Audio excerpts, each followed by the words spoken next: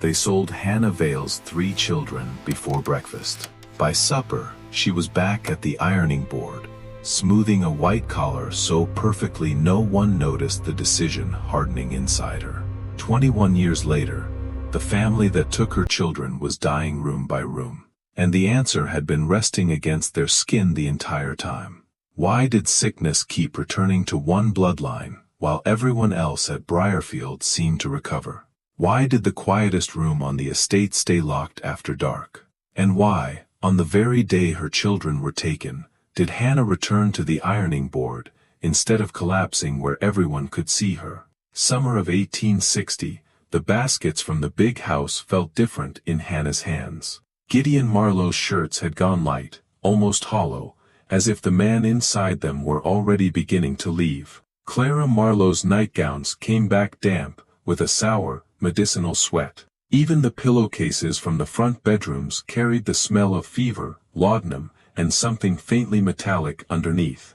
The family kept asking the same question in different words. Bad water, river ague, a curse, the mold in the walls, the green paper in the upstairs hall. No one asked about the woman who handled every collar, cuff, chemise, sheet, and burial garment on the estate. No one asked about Hannah Vale. But Briarfield had not started dying in 1860. It had started on a bright April morning in 1839, when a trader's wagon rolled up the lane before the dew had even burned off the tobacco. Hannah was 29 then, already known as the best laundress within 10 miles of Petersburg. The mistress bragged about her table linen. Visiting cousins sent delicate things to Briarfield, just so Hannah could wash them. The men liked their collars high and rigid, their shirts bright enough to announce money before they spoke a word. That morning, Hannah was at the first boil, sleeves wet to the elbow, when she saw Overseer Pike walking toward the quarters instead of the fields. A few minutes later, she saw her husband Caleb standing outside their cabin, and beside him were their children.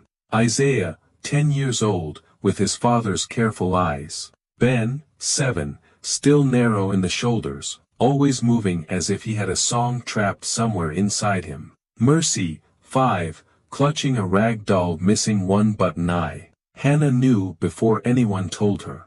She did not know how. She only knew. She crossed the yard with soap still on her forearms and reached the front of the house just as the trader fastened the rear gate of the wagon. Caleb was being held back by one overseer.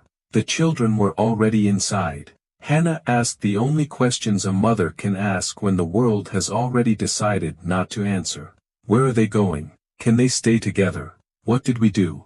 Gideon Marlowe stepped down from the front porch in his shirt sleeves, irritated more by noise than by pain. He was a broad man, with a face people called respectable, the kind of man who spoke cruelty in the tone of bookkeeping. He told Hannah the estate had debts. A failed speculation in a tobacco warehouse, repairs on the curing barn, notes coming due, 3 children sold young, he explained, brought better money than waiting years for labor they had not yet given. He said it the way a man explains weather, calm, reasonable, final. Clara Marlowe stood behind him with one hand at her throat. She never approved, and she never objected. That was her talent. She could watch horror happen, and still preserve the manners of the room around it. Hannah promised more work, more Sundays, more nights, more anything. She said Isaiah could already carry wood. She said Ben learned fast. She said Mercy was small enough to stay out of the way. Gideon answered with arithmetic. Isaiah was going to a naval stores camp in North Carolina. Ben had been sold to a cotton grower outside Macon, Georgia. Mercy was going south with a widow's household bound for Savannah. 3 different buyers. 3 different roads. No mistake to correct. When the wagon pulled away, Mercy screamed until distance took her voice. Caleb lunged once, and was struck to the ground. Hannah did not scream. That was what people remembered later, not that she was calm, not that she was strong. Only that something in her went so still it frightened everyone watching. By noon, Clara sent word that the luncheon linen still had to be pressed.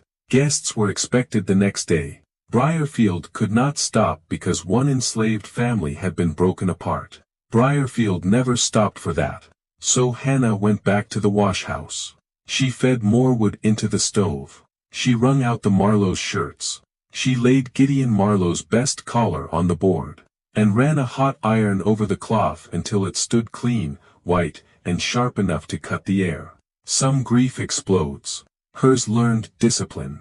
As a girl in Norfolk, before she was sold inland, Hannah had watched her mother work in a small dye room behind the sailmaker's shop.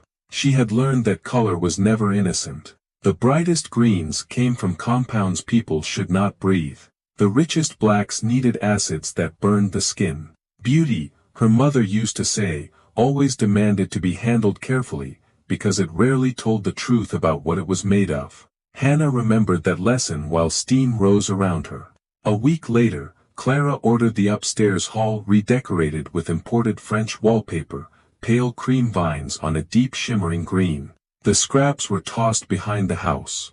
Hannah collected them after dark. By autumn, she had asked permission to add a lock to the tall cabinet in the wash house where she kept bluing stones, starch flour, rust removers, and delicate textile powders. Gideon Marlowe approved the lock himself. He thought he was protecting expensive supplies. He never imagined he was giving Hannah privacy. Privacy was the first real thing he had ever given her that could hurt him back. For the people in the fields, Briarfield was mud, heat, and orders shouted from horseback. For Hannah, it was water, timing, and precision. The wash house stood behind the main house, under two sycamores, close enough for quick deliveries, far enough that no one cared what happened inside it, as long as the linen came back perfect. It had its own brick stove, its own rinsing troughs, a long oak table for folding, and a ceiling darkened by years of steam. In winter, the windows sweated.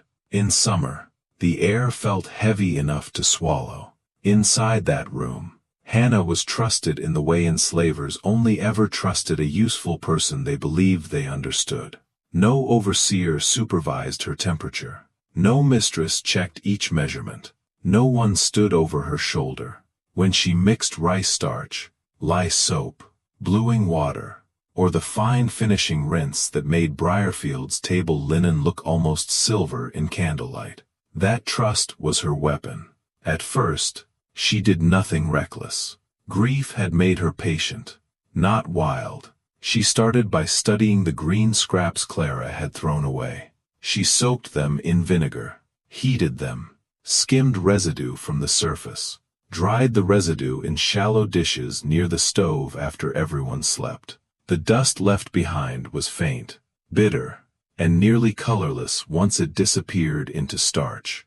She used less than a match head in the first full pot. So little it changed nothing visible. So little, no smell rose from the collars. So little, it looked like caution, rather than revenge. Only Gideon's dress shirts received it at first. Then Clara's night linen. Then the undercollars Julian Marlowe wore when he returned from school in Richmond for the summer. Hannah did not touch nursery cloth, did not treat guest towels, did not use it on communal wash. She was not lashing out at a house. She was answering a family. That was the line she drew. The lines inside a household are never clean. Every day at Briarfield, cloth moved from room to room like breath. A blanket passed from one bed to another. A pillowcase was borrowed during fever. A wrapper was worn by a younger sibling.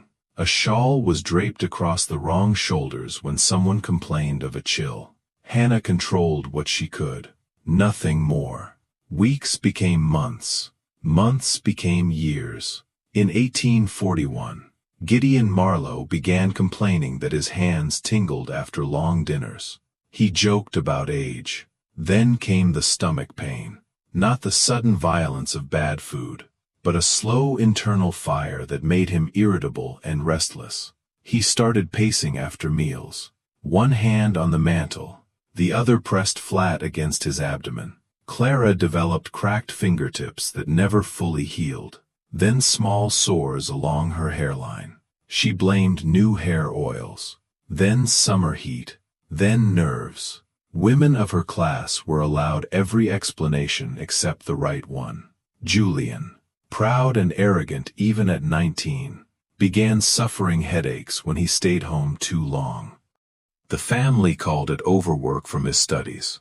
Thomas, the youngest, already sickly by nature, grew thinner each winter. Dr. Bell from Petersburg visited often enough to know the staircase by sound. He blamed river damp, rich food, household anxiety, weak digestion. Once, after examining Gideon and Clara on the same afternoon, he stood in the front hall and said the whole family seemed to be wasting in the same direction, though he could not say why. No one connected it to the laundry.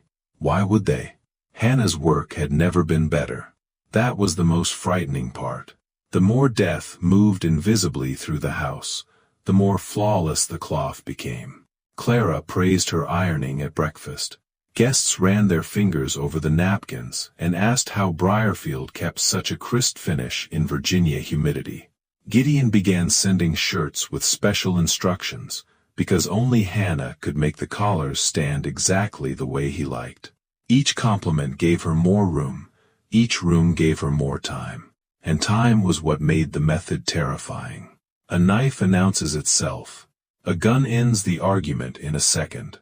But a collar, a cuff, a nightshirt worn against the throat? Those things could return to the body again and again, until the body stopped knowing where the sickness ended and the self began. In 1846, Thomas Marlowe collapsed during supper. He did not die that night, but something in him never fully came back. He began spending more time upstairs, wrapped in blankets, drifting between fever and weakness. Clara sat by his bed with a mother's panic. Gideon ordered fresh lemons almost daily, convinced cleanliness itself would rescue the boy. Hannah delivered each stack warm from the iron. Sometimes she watched Clara smooth the pillow before Thomas laid his head down. Sometimes she watched Gideon change into a stiff white shirt before calling the doctor again. Sometimes she wondered whether God could tell the difference between vengeance and contamination once a household had turned its own cruelty into an air everyone breathed. By 1848, even Dr. Bell had stopped using cheerful language. After one long examination, he stood at the foot of Thomas's bed, glanced toward the green wallpaper in the upstairs hall, and said quietly, "There is something in this house I cannot name." He was right. He simply never thought to walk 50 yards back to the wash house. And Hannah, still silent, still exact, still invisible behind rising steam, had already begun to understand just how far a hidden thing could travel before anyone saw it coming. Thomas Marlowe died in January of 1849, while sleet tapped at the upstairs windows, and the wash-house chimney smoked black against the sky. The first time Hannah's hands shook in 10 years was while she ironed the shirt they buried him in. Thomas had not sold her children. He had not spoken the arithmetic. He had only been born into the house where it was spoken. That was the moment when revenge stopped feeling clean. Not because Hannah regretted what Gideon and Clara were becoming. She did not. But because the house had taught her what all houses of power eventually teach. Innocent people can live under the same roof as guilt, and still be reached by the same ruin. For 3 days after the funeral, Hannah touched nothing in the locked cabinet. Then life at Briarfield resumed the way it always did. Guests returned. Accounts had to be settled. The parlor curtains were beaten and rehung. Thomas's room was aired out as if sorrow were a stain with a proper treatment. That spring, Caleb died in a threshing accident near the lower barn. One broken wheel, one wrong step, a body covered by sundown and spoken of less by sunrise. With her children gone and Caleb buried, Hannah's life narrowed into work and memory. People said grief had emptied her. They were wrong. Grief had concentrated her. In 1852, Julian Marlowe came home for good. Broad in the shoulders now, clever with ledgers, cruel in ways his father was not. Gideon had always spoken of slavery like business. Julian enjoyed the theater of it. He liked separating people during inventory. Liked using first names when he wanted obedience, and surnames when he wanted distance. Liked reminding everyone that usefulness had a price, and every price could change. One evening, while delivering pressed dinner linen to the pantry, Hannah heard Julian telling his father that children sold faster when separated from mothers early. He said it like strategy, like improvement, like refinement on an old practice. Hannah stood in the doorway, holding a stack of napkins so tightly the cloth creased under her fingers. That night, for the first time in years, she increased the measure in Julian's collars. And then Briarfield gave her a warning she had not expected. Eleanor Marlowe, now widowed, returned that summer with a baby girl scarcely 8 months old. The child slept in the front nursery and was fussed over by everyone in the house. Clara softened around the baby in a way Hannah had not seen since Thomas was alive. Gideon laughed more. Even Julian stopped snarling at servants while the infant was in the room. For 10 days, the child seemed fine. Then came the rash, the fever, the weak crying that turned every woman in the house cold. Dr. Bell was sent for at once. Hannah stood in the doorway and watched Eleanor plead over a cradle the same way she had pleaded at a wagon. Baby recovered only after Eleanor moved into a detached guest cottage and demanded fresh linens, not touched by the main house stock. That frightened Hannah more than any doctor ever had, because it told her what her method could become if she stopped controlling it. That night, she built a second fire in the wash house and burned every treated piece that might have reached the nursery. Then she took blue thread from her sewing roll and stitched a tiny mark into 3 hidden wardrobes only she handled. Gideon's, Clara's, Julian's. From then on, the marked linen received one finish. Everything else received another. That blue stitch was the only outward sign the revenge existed at all. A code in the folds, a promise sewn where no one looked. The illnesses continued. Gideon's appetite faded. Clara's skin grew waxy and thin. Julian developed sudden bouts of vomiting, followed by weeks of brittle, furious energy. Dr. Bell blamed the well. Barrels of hauled water arrived from town. The symptoms stayed. He blamed the wallpaper. A few upstairs panels were stripped. The symptoms stayed. He blamed sorrow itself, as if a household could think its way into organ failure. And all the while Hannah kept the wash house in perfect order. Boilers scrubbed, ash swept, cabinet locked, blue stitches hidden. Near the end of 1854, Gideon was no longer walking the far fields. Julian took over most daily operations and moved fully into the front bedroom suite, which meant he now wore Briarfield linen every day instead of only on visits. It should have felt like progress. Instead, it felt like the narrowing of a road that finally leads somewhere irreversible. Because once Julian entered the marked circle completely, the house no longer held just the people who had hurt Hannah. It held the future of their name. And Hannah had to decide whether ending that future was justice, or whether revenge had already traveled farther than the mother who first set it in motion. In 1857, Briarfield stopped pretending illness was temporary. Gideon Marlowe rarely left his bed before noon. Clara wore gloves indoors because the skin on her hands had become so raw she could not bear the touch of polished wood. Julian still rode the fields, still shouted, still balanced ledgers over supper, but sometimes his fork trembled hard enough to strike the plate. The house sounded different now, less like authority, more like endurance. A Richmond physician named Dr. Elias Voss was brought in that autumn after Dr. Bell admitted, privately, that Briarfield's sickness no longer behaved like anything he understood. Voss was younger, sharper, and vain enough to distrust every country diagnosis he heard. He examined Gideon's nails, Clara's scalp, Julian's hands.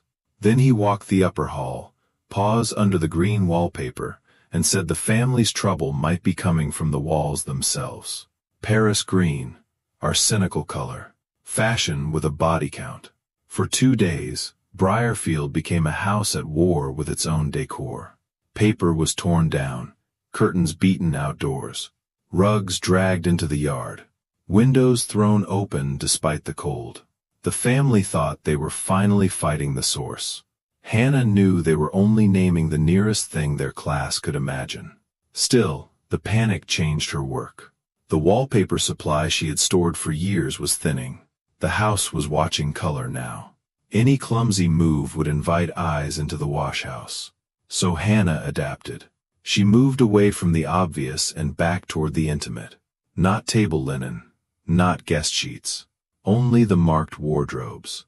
A finishing rinse for Gideon's nightshirts. A powder worked into Clara's glove linings. A starching paste reserved for Julian's collars and sleeping caps. Small amounts. Always small. Enough to live in the cloth. Never enough to shout. Then came the thing she had not expected to find. One rainy afternoon, Hannah was sent to Gideon's study to remove dust sheets while repairs were made to the hall. Inside a cracked account book, folded flat between pages of tobacco numbers and debt tallies, she found a trader's receipt dated April 1839. 3 names were not written there, but 3 destinations were: Wilmington, Macon County, Savannah.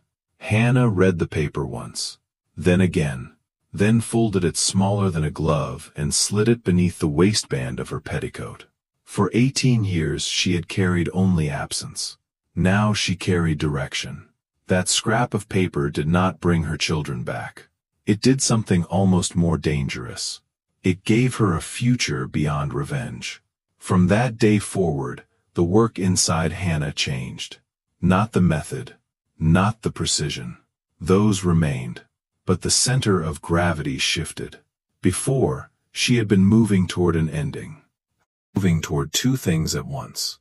The collapse of the house that had destroyed her, and the fragile possibility that somewhere beyond Virginia, a name she had spoken into the dark might still answer.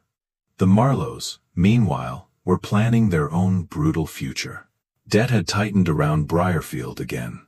Tobacco prices dipped. Credit thinned. Julian began making lists of assets that could be sold if Gideon worsened. Horses, silver, 2 parcels of land, and people. Hannah heard enough to understand the pattern before anyone announced it aloud. Another round of separation.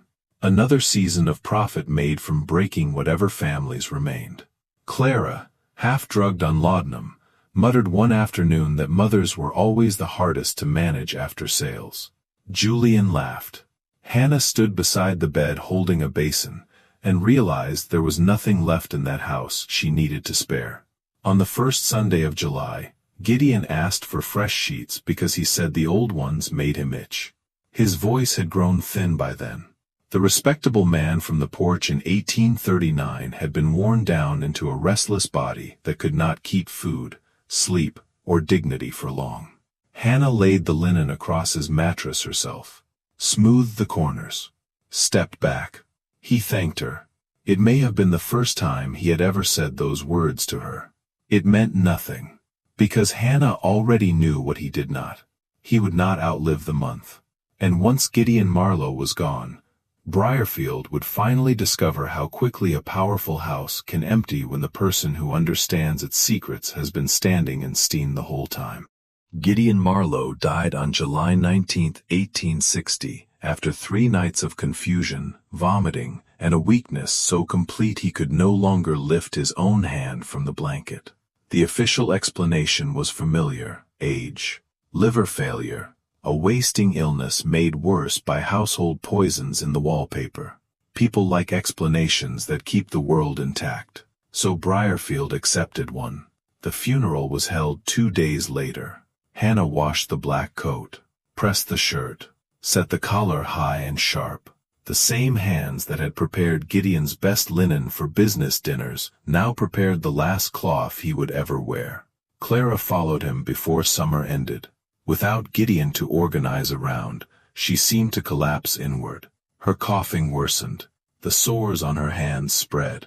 She drifted through her last weeks in a haze of grief, medicine, and fear, still asking whether the wallpaper had done this, still unable to imagine that the person who tucked her lavender sachets into drawers had been answering her for 2 decades. Julian outlived both parents, but not by much. He tried to seize control of Briarfield with the stubborn energy of a man who thinks force can outrun decay. He traveled twice to Richmond to negotiate credit. He threatened people, drew up sale lists, ordered inventories, demanded cleaner collars because sweat made his neck burn. By November, he was too weak to sit a horse for long. He died in the city the following spring, in rented rooms far from the house he expected to inherit. Eleanor survived because distance had saved her. She had lived away for years, used different laundresses, breathed different walls, touched the marked linen only during short visits. She returned to Briarfield as an heir, not a daughter, and found herself managing funerals instead of a dynasty. The estate broke apart quickly after that. Furniture was catalogued, silver wrapped, land parcels negotiated, enslaved people lined and priced. Hannah Vale, listed younger than she was because skill sold better than truth, was purchased by the owner of a boarding house in Richmond who wanted an expert laundress for businessmen and traveling clerks. She left Briarfield with 3 dresses, 1 pair of cracked spectacles, and the folded receipt hidden in the hem of her petticoat. She never poisoned anyone again. That matters. Because whatever Hannah had become inside the washhouse, she had not become indiscriminate. Gideon had sold her children. Clara had stood by him. Julian had refined the cruelty and prepared to repeat it. The house had received its answer. Richmond gave Hannah 5 more years of washing before war and collapse changed everything. When emancipation finally came, she was no longer young, but she was free enough to move. And movement was all she had wanted since the wagon disappeared down the lane in 1839. She went first to Wilmington, then south by rail and wagon where she could manage it. Money allowed, and farther than her body liked. She followed the receipt as if paper could reopen blood. Wilmington told her naval stores camps had scattered men under new names. Macon County gave her 3 Isaiahs, none of them hers. Savannah had too many households destroyed by war, too many ledgers missing, too many girls once called Mercy who had chosen never to answer to that name again. Hannah kept searching until search itself became another form of mourning. She never found proof, only traces, rumors. A woman who remembered a boy from Virginia with a scar over one eyebrow. A church clerk who thought he had seen the name Mercy in an old baptism list. A freedman who said families were always easier to sell than to reunite, because one action made money and the other required mercy. Years later, in a room rented above a church laundry in Norfolk, Hannah told almost nothing of Briarfield out loud. She did not need to. Stories travel where records fail. Women who boiled sheets for white families. Women who dressed the dead. Women who folded collars no one thanked them for. They carried whispers between kitchens, wash yards, train depots, and prayer meetings. A Virginia house, a quiet laundress, a family that kept dying. Linen too perfect to be innocent. Some said fever did it. Some said the wallpaper. Some said God had finally entered the rooms nobody on earth would judge. And some said a mother, once split open by sale and silence, had answered in the only language the house ever respected. Results. No marker tells us everything. No surviving ledger admits enough. Maybe part of the story hardened into legend because legend was the only place a woman like Hannah could still own what she had done. But one image remains. The washhouse at Briarfield. Steam rising. A locked cabinet. Blue stitches hidden in the folds. And a woman standing over a starch pot while an entire family mistook routine for safety. Every white collar carried the same message. I remember.